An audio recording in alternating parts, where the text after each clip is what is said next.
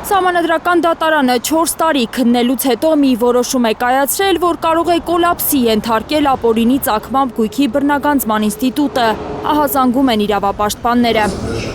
Այդ որոշման դեռ միայն եզրափակիչ մասն է հրապարակել բարձր դատարանը, երրորդյա ժամկետում կհրապարակվի ամբողջական որոշումն իր հիմնավորումներով, բայց եզրափակիչ մասում արդեն խնդիրներ են նկատել իրավունքի մասնագետները, չնայած հակասահմանադրական չի ճանաչվել օրենքը։ Եզրափակիչ մասի վերլուծությունից հետևյալն է բխում, որ Սահմանադրական դատարանը գտել է, որ օրենքը որպես այդպիսին ամբողջական մեկ հաստատող հակասահմանադրական չի, բայց մի քանի շեշտադրում է արել։ 4 տարի առաջ ազգային ժողովի падգամավորների 1/5-ը ընդդիմադիրները դիմել էին Սահմանադրական դատարան ապօրինի ծագմամբ գույքի բռնագանձման մասին օրենքի սահմանադրականությունը որոշելու համար։ Ըստ 2020 թվականի ապրիլին ընդունված օրենքի, գույքը կամ գույքի բաժինը, որի ձեռքբերումը չի հիմնավորվում օրինական եկամուտներով, անկախ օրենքի ուժի մեջ մտնելուց առաջ կամ հետո ձեռքբերված լինելու հանգամանքից, համարվում է ապօրինի գույք և ենթակա է բռնագանձման, անգամ առանց դատարանի վճռի։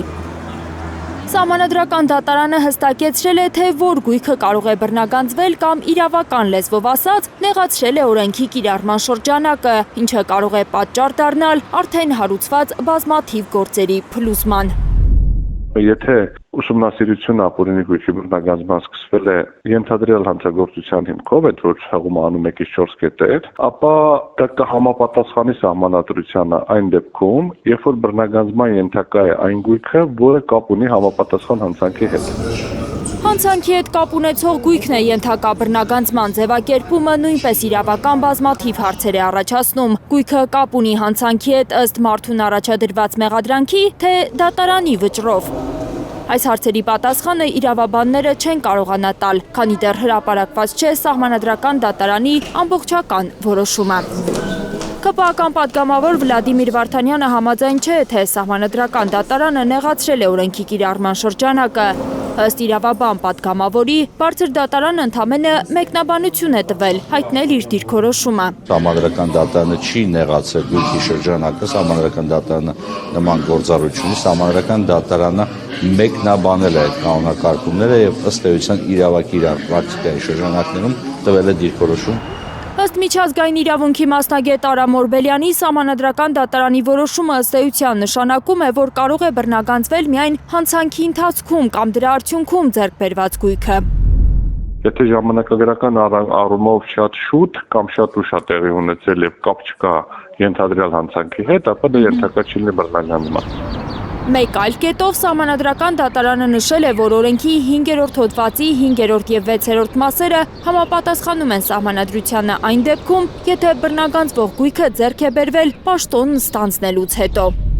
Եթե անձը պաշտոնատար անձ է դառել օրինակ 2005 թվականին, բայց 2004 թվականին, 3 թվականին, 8 թվականին գույք է ունեցել եւ կա օպերատիվ տվյալ ենթադրյալ, որ այդ գույքը հին ձեռք բերած է, ինչ-որ խնդրահարույց է, միևնույնն է այդ գույքը ենթակա չի լինի բռնագանձման։ Ըստ գործող օրենքի գույքը այսպես թե այնպես պետք է վերադարձվի սեփականատիրոջը, եթե պարզվում է, որ այն ապօրինի ծագում ունի, այսինքն մարդը չի կարողանում ապացուցել, որ օրինական միջոցներով է ձեռք բերել այն։ Գույքը ի սկզբանե պետք է ապօրինի ծագում ենթադրի։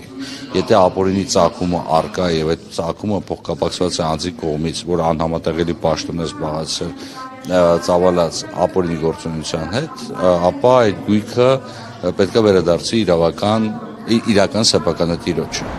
Սահմանադրական դատարանի հրապարակած եզրափակիչ մասի 3-րդ կետը ավելի շատ հարցեր է առաջացրել իրավաբանների շրջանում, քան պատասխան տվել եղած հարցերին։ Բարձր դատարանը նշում է, որ վիճարկված մյուս կետերի վերացական ստուգումների արդյունքում պարզվել է, որ դրանք համապատասխանում են սահմանադրությանը։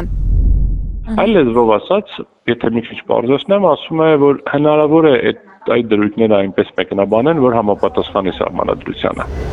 Ապօրինի ծագմամբ գույքի բռնագանձման ինստիտուտ պետք է լինի, միաձայն պնդում են իրավապաշտպանները, բայց այն պետք է խոցելի չլինի։ Հակառակ դեպքում տարիներ անց եվրոպական դատարանի վճիռներով պետությունը ստիպված կլինի հատիկ առ հատիկ փոխհատուցել, հատիկ առ հատիկ հակասահմանադրական ճանապարհով բռնագանձված գույքի համար։ Լիլիթ Սարգսյան, Արմեն Ապրեսյան, Հայլուր։